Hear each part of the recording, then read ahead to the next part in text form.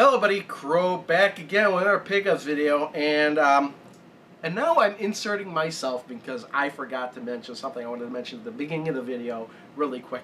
But I do have a Retron 5 now coming in the mail. A lot of people have asked me if I was planning on getting one, and I've always said, you know, I've had one on reserve through Amazon since July, or not July, since January. January 31st I put in a pre-reserve for it. And I was actually shocked because last week I got notification that it was on my way, and I should have it by Tuesday. So I'll probably do a separate video for that. Now I've heard good things about the Retron 5, and I've heard people say bad things about the Retron 5, and I don't know specifically what those bad things are, but I have a feeling I know what they are. But for my purposes, I think it'll work great. And I'll actually get to that into a video when I get the Retron 5. Alright, back to the regular footage now. Most of the stuff is going to be from the Video Game Summit, but I did get some stuff outside the Video Game Summit, and I'm actually going to start with that. But first, I'm actually going to start with something I meant to put in the last pickups video, and I completely forgot. It was off to the side, and I was actually watching it. And I normally start with the games, but I got to make an exception for this because, one, it's what my name is kind of based off of, and two, I forgot to put it in the last video. Mystery Science Theater 3000, Volume 30. Got this. I had ordered it on off of Shout's website. Really just because if I did that, I would get it a month earlier than if I did it anywhere else. And it really didn't seem to be any other incentive to get it anywhere else, so I did that. So this is Mystery Science Theater 3000 Volume 30. Came with The Black Scorpion, which is a Season 1 episode. It's not too bad, not one of my favorite Season 1 episodes. Outlaw of Gore. Outlaw, one of my favorite episodes. And if you're a fan of Mystery Science Theater and you haven't seen Outlaw of Gore, or as it's known in just MSD3K terms, Outlaw, highly recommended episode. The Projected Man, which I believe is the first episode of Season 9, where Pearl Forrester and her cronies move into Castle Forrester. And It Lives by Night, one of the last Season 10 episodes, one of the last Mystery Science Theater 3000 episodes. Not too bad. It's actually pretty funny. I actually watched all these DVDs. I like watching the bonus features and stuff on there. Pretty well done these days with the Shout Factory. So yeah, I completely forgot to put this in my last pickup video. So it's got to be first in this one. So we'll move on to actual games right now. What first? Well, I was at, where was it? It's 4th of July. That's what it was. And I was going to my sister's house. And my sister, like my mom, also lives next to, well, not next to, but close to Video Games Then and Now. So I stopped there before I went there. And we picked up a bunch of games there. And actually, they're mostly fairly newer titles that, you know, I like going there and picking up, like, NES games and whatnot. But, you know, their selection there, I just really haven't been going through that many games, and also their stock had gone down quite a bit, and it turns out they have another store in Des Plaines now, and I think some of their inventory went to that store, and I'll have to check out that other store. It's actually not too far away from the original store, but yeah, what did we pick up? My wife had to get this. I didn't play it, so there's no game footage of it. It's still wrapped. This is Silent Hill Downpour. I'm going to let her take care of this, open it up and stuff, because this is her game, even though I did technically buy it for her. 1999. Again, she likes collecting the Silent Hill games and playing those. So this was one she didn't have, so she picked that up. Next thing, actually, the rest of these are Wii games, if you believe it or not. Blastworks. I've heard about this game. This is kind of a weird, awkward kind of shooter game where it's a lot of custom ability. But when you shoot down your enemies, they kind of float in the air, and then you can kind of attach them to your own vehicle or plane or whatever, and use their attack power to help you. And it's kind of a weird dynamic because you wind up getting so big, it's impossible not to get hit. And then when you get hit, as long as it's not your main vehicle, those pieces fall off, and you can either, sometimes you can recollect them. I think sometimes you can't. I really can't tell. I only played a little bit of the arcade version, but the game just kept going on and on and on and on and on. But it was kind of a really interesting concept. The other thing I thought was kind of unusual, but not so much, Only a 4:3 aspect ratio with this game. No widescreen with this. And it seemed unusual, but I guess in the early Wii days, not a lot. Well, not a, some of the games still went to the 4:3 aspect ratio because, believe it or not, way back in 2006, a lot of people didn't have high definition TVs, especially, um, where the Wii was targeted. In fact, the original Wii, they never came out with an HDMI version of that. I mean, even the Xbox 360 only had component, and then they re-released a newer model that had HDMI when HD TV started getting big around here. But yeah, only 4:3 aspect ratio, but still kind of an unusual, quirky game. I like how it says on the front, build, trade, and destroy. Well, the trading part, I don't think you could do anymore since they've cut down the Wi-Fi service for the Wii. I don't think that's possible anymore. But nonetheless, what was this? $6.99? I don't think that was a bad price for this, and it was complete. So picked that up. I'm glad I did. It's one of those games that I always had in the back of my mind, and then I saw it, and I was like, yeah, I think I have to get that. Next up, we got Mario Super Sluggers. So I like the whole Mario themed games, like the Mario Golf and everything. I remember seeing this at like a Best Buy or something like that on a demo screen, and it looked kind of weird. It's like a wacky baseball game, and those are my favorite kind of baseball games, the ones that aren't serious. So I played a little bit of this. It gives you a lot of different control options. I think you can, in fact, I mean, even though it recommends that you swing the remote, and that's how I played it, sort of, with the nunchuck controller, I think you could get away with not doing that, but I'm not 100% sure. I only played like one inning of this, but it was pretty fun. I like how you could select your team from all these available characters, unlock more characters. Yeah, and also, what was nice was that had the manual, and it even had a Nintendo code in there. Even though this was a used game, it still had that pin for the registration, and I used it, and it worked. So I got coins collected because of this. What was this? $15.99, a little bit high, but I checked prices on Amazon before I bought it, and it was slightly cheaper, so I went ahead with it. Now this one's kind of funny. My wife saw this Resident Evil Umbrella Chronicles. She said she didn't have it, and it was $8.99, so I picked it up, bought it for her. Had everything in there, and I played it. It's shoot 'em up. Well, it's like a shooter on rails. It's like a light gun game, not a shoot 'em up. Not too bad. I played the first level. Really, maybe if I'm with more people. I don't know. If it even does two people. Yeah, two people. It's a shooter. It's a light gun shooter. I really can't argue with that. I don't really. It doesn't really need to be in the Resident Evil universe, I guess. I don't know if this kind of mirrors what happened in Resident Evil 0. It seems like it would have. I never played that game though, so I couldn't really comment on that. But what was funny was that I got this home and I was putting this in the database, and it was already in the database. It turned out my wife already had this game, and I went and checked, and sure enough, it was still upstairs in the living room on the shelf, still shrink wrapped, never opened, bought brand new. So I think I'm going to have a copy of this for sale if anybody's interested. $8.99. That's what the sticker says.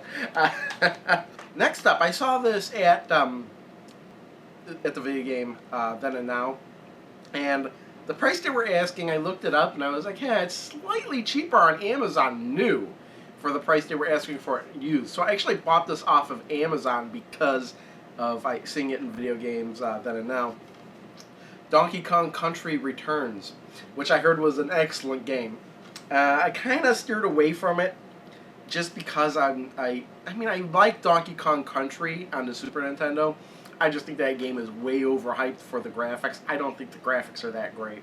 Even when it was new. It was an interesting game, but I never saw what the hubbub was about the graphics. But this game, I heard, was challenging, hard, and good. So I bought it, played one or two levels, and some of the controls are kind of weird, but I think you can get used to them. Like, what was that? Like having to blow the dandelions and stuff, and the ground pound, I think you have to shake the controller. I don't like the motion you have to do, but I think you could just get used to it. But I'm going to have to try and play this game because this game kind of escaped my train of thought until I saw it. And then I was like, yeah, I think I do have to get this. And this seems like a kind of a popular game that's not really going to go down too much in price, below $20. So what did I pay for this? Maybe $23 plus shipping, brand new, off of Amazon. Plus, you know, have the code in there and use the code. So that also went towards my Club Nintendo. Now we could get into Video Game Summit. And last week, was it last week? Was the Video Game Summit last week, or was it 2 weeks ago? I think it was last week. And I did put up a video of me walking around. You kind of saw maybe at the end of that video me with a bag full of stuff. Well, this is that stuff. We're going to start with Windy Gaming, and where I bought a whole bunch of mystery titles where I didn't know what they were going to be because, again, Windy Gaming, kind of your source for imports around here. So this is one game that caught my eye. I didn't know exactly what it was, and this thought it was ASD, but this is actually ASO. And I have to write down what that was. It was ASO, Armored Scrum Object, which is a shoot 'em up. Looked like a shoot 'em up from the cartridge, and I was right. It's a shoot 'em up. And actually, it was released here as Alpha Mission. So there is a U.S. port of this. And I got the prices on here, but the prices on anything from the Video Game Summit, I really didn't pay because, there's always a haggling that goes around. So for everything I bought from Windy Gaming was $69. Yes, he dropped it specifically to $69. I don't know if it was just him being funny. Yeah, it was him being funny. Anyway, shoot 'em up. What can I remember from what I played? I played this like last week. Play the time machine. Yeah, I remember what you played like, but I'm trying to remember this game right now. Power-ups, yeah, just the basic shoot 'em up. Really, I really can't think of anything that really stands out. There's not different weapons, it's just powering up of the same weapon. Let's move on to the next one. Actually, skip this one for right now. I'll go with this one. This is a game that looked like an action game, and I was kind of right. This is called Higemaru Maikaijima Nanatsu no Shima Daibuken.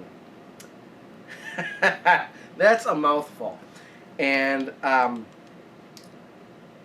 this was going to come out in the U.S. I was looking this up under Maikai Island, but it was canceled. So this is a Japanese-only release. I saw Capcom, and I was like, hey, Capcom game I never really knew anything about. Turns out it's some kind of pirate game. And at first when I started playing it, I was kind of worried that I would not be able to play it because you start out in a boat, and you're kind of going around to sea, and I kept hitting places, and it would tell me something in Japanese and kick me out. And I didn't know what it was saying, and I know what was going on. And by the way, the footage you're seeing, it took me forever to get this cartridge to work. And then I started capturing footage, and the graphics started glitching out. So I just kind of forced my way through it. I didn't feel like cleaning the cartridge anymore and going through all that since I had the game working. This cartridge really does need more cleaning, but the graphics started glitching out and everything. But then I got to a pirate ship, and I was throwing barrels at pirates, and I was happy. So I might have to look at a little bit further how to play this game, but that's definitely a keeper for me. I like buying games, not really knowing what to expect, plugging it in and getting surprised like that. Now this is exactly the opposite of that. Well, not exactly the opposite. The second half is the opposite. This game is called President no Sentaku. Now, it's a game, it says Hot B on there, and there was a picture of a car, and in my mind, at the Video Game Summit, I'm thinking, hey, I wonder if this is some kind of driving game. Totally wrong! This is actually a game I cannot play at all. This is some kind of strategy corporation game, where it's just screen after screen of people talking to you and making choices. And I don't know what's going on in this game. So, that's kind of a dud on my part. Again, that's part of the risk I take.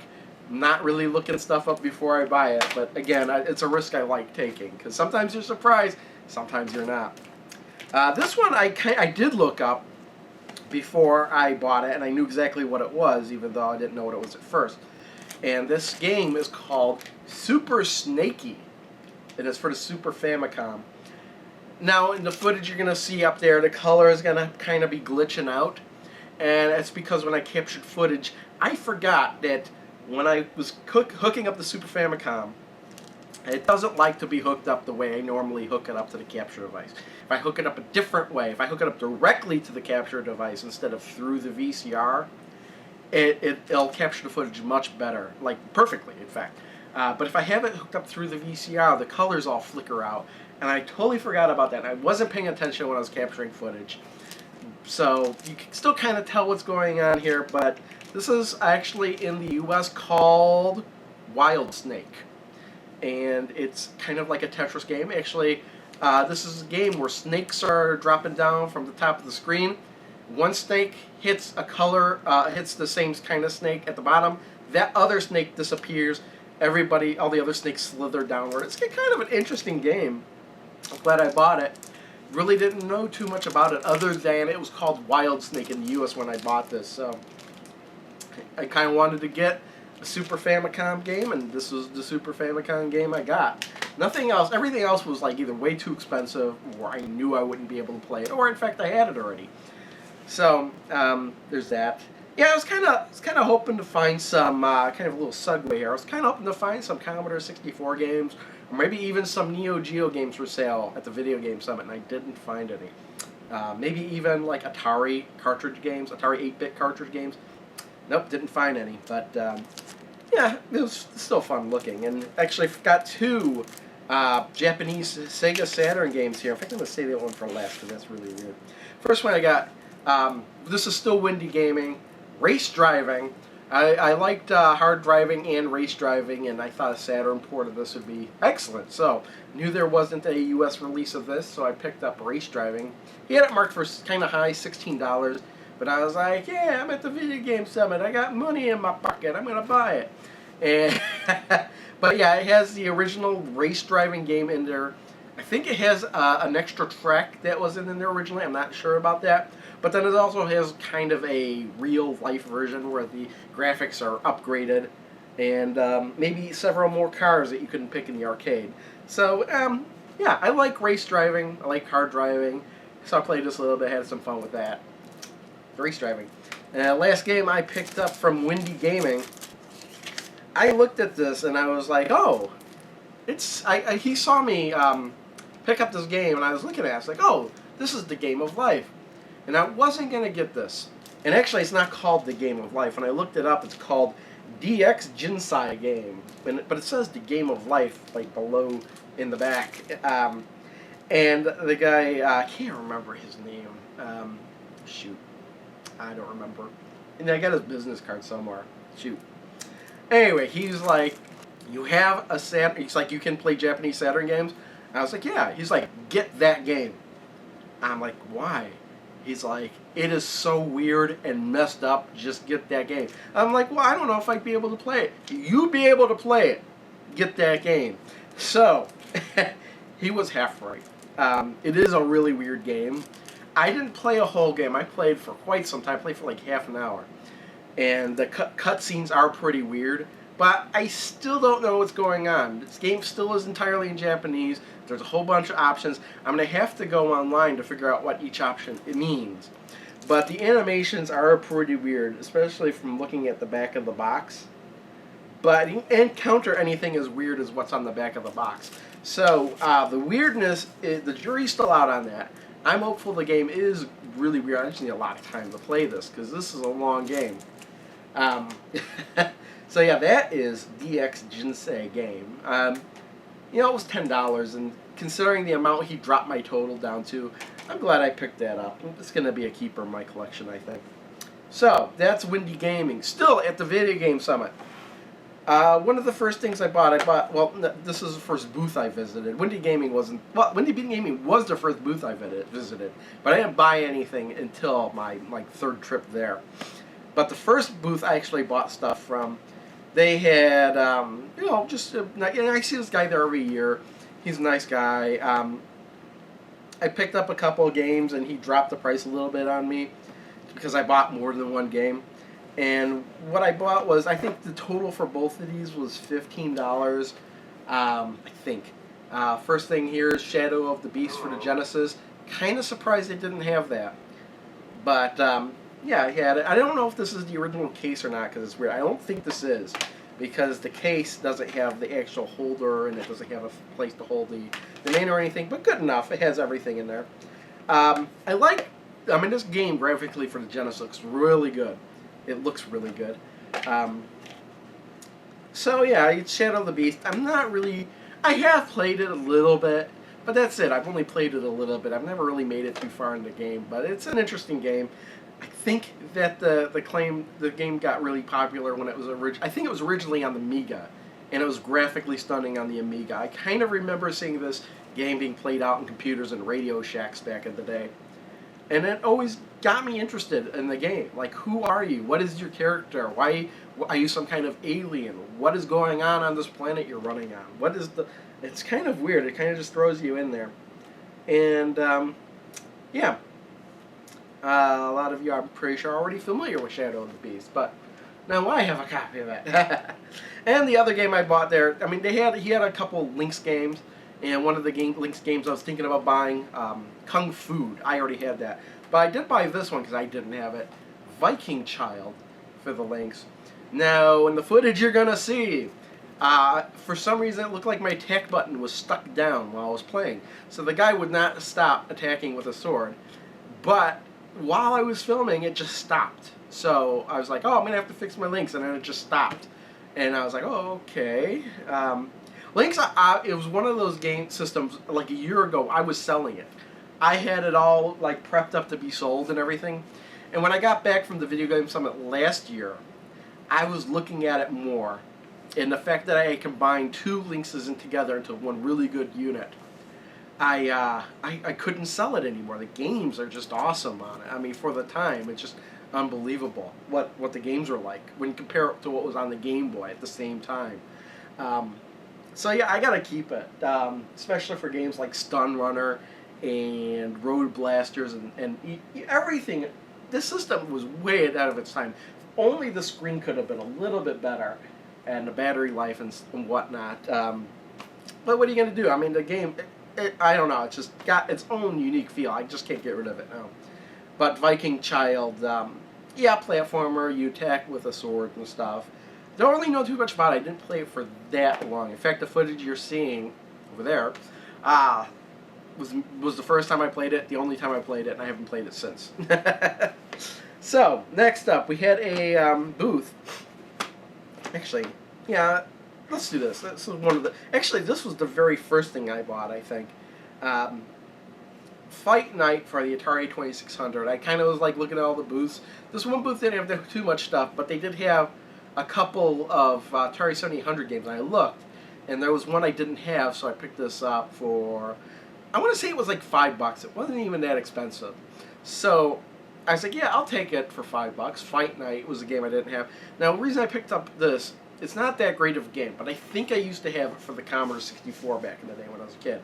Now, the Commodore 64 version allowed you to create a custom character. This, I don't think will let you do that. I kind of played it. It didn't seem that great. Just you running up, punching people, and hoping they don't punch you back. But yeah, cartoony look. Really not too great when you compare it to boxing games on the NES at the time. When you look at compare this to Mike Tyson's Punch Out. Wow. This is like several leagues below Mike Tyson's Punch Out, but still, it was an Atari 2600 game I didn't have, so I picked it up. Alright, moving on. Alright, next up, I saw this at somebody's booth. It's Discworld for the PlayStation PS1. I can't remember if I actually used to own this or if I rented it. I'm leaning towards I rented it a long time ago, back in the day. And I used to have Discworld 2, which is now a game I'm going to have to try and refine. And the reason I say I rented this is because I don't remember making it too far in this game at all. But it's a point-and-click adventure based on a series of novels by Terry Pratchett, entitled Discworld. There's a whole series of books that take place in this universe called Discworld. And this game stars Winston the Wizard, voiced by Eric Idle in this game. And I guess a dragon has appeared, and they have to figure out why the dragon has appeared and figure out some way to defeat it. I guess apparently dragons don't exist unless people believe they exist, and now people are starting to believe dragons exist again. Kind of a weird plot, but this was complete. And when I saw it on the shelf up in the back there, he's like, I'm like, well, how much are you asking for Discworld? He's like, $35. I'm like, that's too much. I'm like, I don't think I'm gonna get it for $35. And he's like, well, what about 25? So I was like, okay, I'll take it for 25. Because, you know, it seemed like a decent price for it. I think I got a better deal than what you could find this for on eBay and stuff. Especially for the condition it's in, with everything in there. But yeah, and I like these PlayStation 1, the early tall box ones, not the ones that are like the same ones that the Saturn ones were in, but these were all plastic. I mean, this is really the best tall case you could get. They're very durable, I think. At least that's my opinion. Again, of course, they went to the regular CD-sized jewel case, which at this time, I never understood why at the time they were releasing things in such big boxes, other than they'd be easier to pinpoint out in a store. But then they went with the smaller, regular-sized jewel cases, and I was happy about that because they took up less space. But yeah, Discworld, I played a little bit. One of the things about the game that's kind of annoying is it does do a lot of stopping and kind of like to read data. Like you'd be in the middle of a scene and you'd see the scene stop and then continue on when it had loaded what it needed to do. And it does that a lot. Even when you're just walking around a room, there's stuff going on and the whole thing would just freeze and then continue on like a second later. It's kind of annoying, but early PS1 games, what can you do? And then this last bit of stuff I have from this one booth. Actually, this was the last stuff I bought at the Video Game Summit. A bunch of Atari 2600 games. I got some loose cartridges and some boxed complete games. Altogether, this ran me about $40. Originally, it was going to say $45, and I was like, well, we'll take 40. And he was like, okay, I'll take 40. So $40 in let's do loose cartridges first. Got Laser Gates again for the Atari 2600. Game I never heard of before. I'm like, Laser Gates, an iMagic game. I never heard of this. And the guy was like, oh, it's a really good game. And you know what? This is a really good game. I really like this game. You're confined to the upper part of the screen. The rest of it is all text and displays and whatnot. But yeah, flying your ship through the laser gates is pretty fun, and getting counterattacked and whatnot. I don't know how long the game goes for. It was pretty difficult at first for me to figure out what was going on, but yeah, he's waiting. Anyway, what was I saying before I was so rudely interrupted? Yeah, it turned out there's like a power-up for health, but I didn't know it was a power-up or energy, so you can continue playing through the sections. But yeah, Laser Gates, I highly recommend this game. Next game I bought, River Raid 2. Now, he had a loose cartridge copy of this and a box copy. He wanted $35 for the box copy, and I'm like, yeah, no. And $15 for the cartridge. I was like, yeah, I'll take the loose cartridge for River Raid 2, because I had never seen River Raid 2 in the wild, much less played it, and I am disappointed with this game. They made it way more complicated than it needed to be, to the point to where you have to take off, and it took me a while to figure out how to take off without crashing. And then they put a Zaxxon approach in it where your altitude matters. But the only problem is when you want to go lower in altitude, you automatically go faster. When you go up in altitude, you automatically go slower. So, I guess I need more practice on this game. And the footage I'm probably not doing too terribly well, because I could not figure out how to play this game. I'd rather play the original River Raid. But I saw River Raid 2 and I got excited and bought it. Next up, I got a box copy of Frostbite And the Activision game I never played before, not much less had. Now, I don't think I have this in the footage you're seeing there, but he had a loose copy of this, and all the copies of Frostbite I saw actually had all these glue, the glue seeping through on it. So I kind of was like, oh, well, I'll just take the boxed one. And just because I like the box Activision boxes. And it has the manual in there as well, so it's a complete copy pretty much. And you just basically hop across the ice to build your igloo, and then you get to the igloo and you advance to the next stage. Not too terribly hard. Pretty fun game. It's actually not too bad. It's like, my wife looked at it and she's like, oh, it's like Frogger but with ice, and that's not too far from the truth. You do have to hop across, avoiding stuff. And it turns out, it was funny, as I was avoiding these fish at first, and it turns out the fish give you health or something. I don't know, but I'm actually glad I bought this. Did it need to be in the box? No, but I was kind of feeling like I wanted a box. And here's the last game I bought. I could not resist this. Actually, I almost resisted. I picked it up, put it down, picked it up, put it down. And when I found River Raid 2, I was like, okay, as long as I'm buying stuff here, I'm going to get this too. And this is Kool-Aid Man in the box. And actually, everything's in here. We got the manual as well too. And I don't like the M Network boxes because like half the box is just M Network. Don't think that's really necessary. But I do like, I always wanted this game for some reason. I never played it. Kind of seen some footage of it. I've heard it's not that great of a game, but just the fact that there's an Atari 2600 Kool-Aid game. In fact, I remember in comic books long ago they advertised for this game, and I always kind of wanted it. Well, now I do, and you know what? I played it, and the game isn't that bad. I like it. You basically, here's the plot of the game. You're Kool-Aid Man, and there's Thirsties, and I guess they're the guys that float around, and the Thirsties are drinking it from the swimming pool. Well, why would you drink from the swimming pool when you got Kool-Aid? So if the Thirsties start to drink from the pool, you have to run into them and it nullifies them. However, if you run into them while they're not drinking out of the pool, you start bouncing all over the place like crazy. And then there's power-ups that let you not get bounced around. I like this game. I do. I might have to do a Crow's Plays of this. I haven't done a Crow's Plays of our Atari 2600 game in a long time. And you know what? Believe it or not, the Crow's Plays that you're actually seeing, those are ones I still filmed back in November. So we're going on almost 8 months of old footage that I made.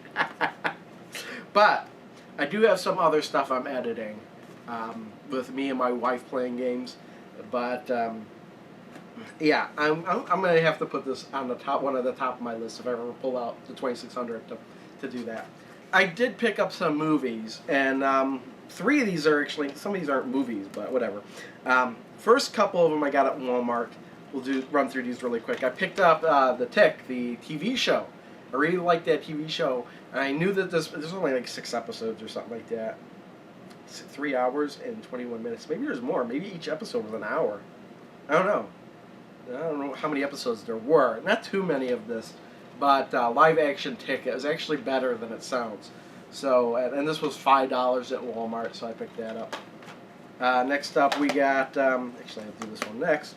The RoboCop trilogy. Paid $20 for this. This is on Blu-ray. RoboCop 1, 2, and 3. And I had seen RoboCop 1 many times. RoboCop 2 not so many times. And I'd never seen RoboCop 3, which is, I've heard is the worst one, and obviously was after I did watch them all. And yeah, RoboCop 1, very good. RoboCop 2, it actually is an acceptable sequel. And RoboCop 3, what was going on with that? There's like really bad special effects going on in this movie, and but still, I love it. And RoboCop fighting cyborg Japanese ninjas, and it winds up to be disappointing. In fact, the final fight scene is very anticlimactic. Because he actually doesn't fight them. He gets cut up and somebody else defeats him. Actually, he did kill one of them. I'll leave it there, but it was like 1 gunshot. So whoop-de-doo. Anyway, I'm glad I got this. I was actually looking for something like this for a long time. Because I did want all 3 RoboCop movies on Blu-ray, and this was perfect for that. lastly, I don't know why I picked this up. Well, I know why I picked this up. This is Gamera 3, Revenge of Isis on Blu-ray. And I like Gamera from Mystery Science Theater, and I've seen a little bit of the newer Gamera movies. In fact, this is the third of a trilogy. But why did I pick this up? In fact, I haven't watched it yet. I don't know when I'll watch it.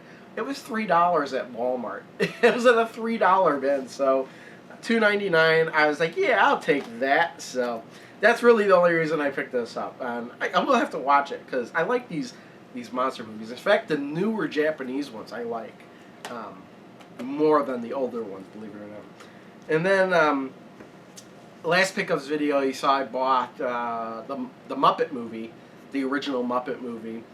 And I was watching a Watch Mojo video, and this movie came up, and I wound up just buying it. I looked it up. It wasn't that much on Amazon, so I picked up The Muppets. This is the one from 2012. I think it was like $6 or $7 on Amazon, so I bought it. I was not disappointed in this movie. It was a good movie. I'm starting to get back into the Muppets. In fact, last night I watched, Netflix has a bunch of the Muppet movies now, and I watched The Great Muppet Caper, because I hadn't seen that movie in forever. So that was quite an experience. Like, really, yeah, it's weird. I'm going to have to continue watching those. In fact, Great Muppet Caper, then The Muppets Take Manhattan, and those were the only ones, the older ones that I've seen. The rest of them, like Muppets Treasure Island, Muppets in Space, I've never seen those. But I think those are on Netflix too, so I'm going to have to watch those. Okay, actually, CD time! Weird Al Yankovic, Mandatory Fun. Listen to the music at least. It's hilarious. One of his best albums, actually. I wasn't expecting to get this till Monday, but it came in the mail on Saturday, along with the Loot Crate. So when I was editing the Loot Crate video, and I was doing a bunch of other stuff, I just had this album. I had it in my Xbox, and it was just repeating all the songs over and over again, like the whole day. So pretty much caught up with this. The funny thing is, like, I am so out of touch with modern music apparently, because most of these song parodies I'd never heard the original song for. Like every day since Monday, Weird Al has been premiering a music video. It's like 8 music videos based on this album, and he's been doing like one a day. And all the songs that they've been posting, I either didn't know they were parodies, or I'd never heard of the parody, and I had to go back and watch the original music video. And what I concluded is he's fixed their songs. Because the original song lyrics are like, what? Who listens to this? But then he does the traditional, like, polka compilation. And I actually heard of most of the songs that were in the polka compilation, so that made me feel better.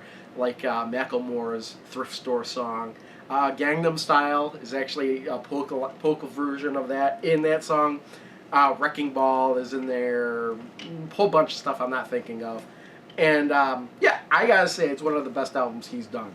Honestly, sometimes when you buy an album, there's maybe one, two, maybe even a couple songs in there that you're like, I don't like that song at all, but I bought the album for these other songs. This, I think I like every single song in here. Even the ones that you don't think would be good, like a mission statement, which is kind of like a corporation's mission statement put the song. I found that to be pretty funny. I like the sports song. I thought that was it's just really clever album. Look them up online. Look up the music videos if you weren't even aware that Weird Al Yankovic had a new album out, because it's great. It really is. Now, lastly, I'm going to show something else I bought. Chromecast. I already got it hooked up, but the reason I got it was because I heard there was an update that lets you stream directly from your phone or tablet if you have certain phones or tablets. But guess what? I got a Nexus 4 and a Nexus 7, so automatically worked, where I could like simulcast what was on my phone or tablet to the screen. And I was like, hey, maybe I could play, games from my phone on my TV or something. But unfortunately, I tried it out and it doesn't work quite so well, because there's like a half-second delay because it is going through the Wi-Fi and everything. But I have been watching Netflix and YouTube using it through my phone or my tablet, and it's really nice where you could use the tablet to select what you want to watch and it just appears on the screen. So I thought that was kind of cool.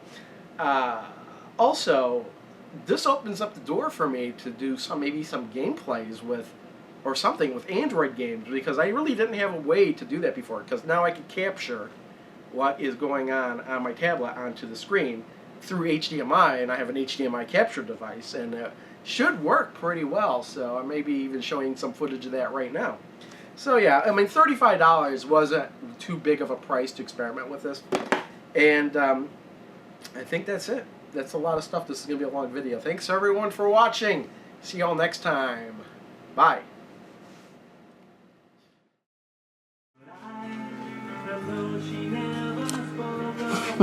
Hooray, money!